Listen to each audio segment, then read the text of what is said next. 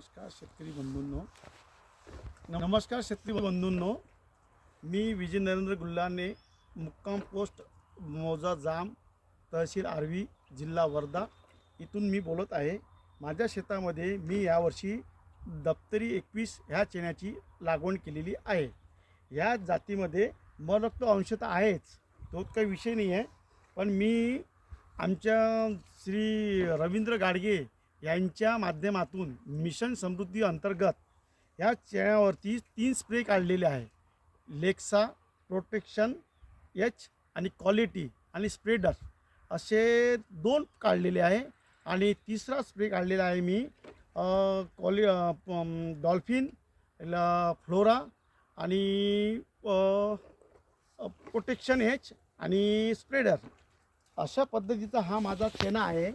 याला फुलं वगैरेची हाईट कमीत कमी 2.5 फूटपर्यंत आता सध्या आलेली आहे। फ्लॉवरिंग जबरदस्त पोझिशनमध्ये आहे आणि याला कमीत कमी आज 70 दिवस झालेले आहे।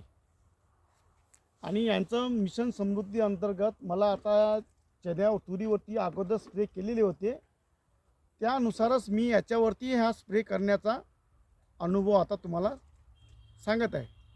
तर याच्यात माहीत पडेल समोर काय होते, पण माझा अनुभव असा आला आहे की शेतकऱ्यासाठी हा औषधाचा वापर केलेला खूप चांगला राहील आणि खूप व्यवस्थित रिझल्ट आहे सध्या।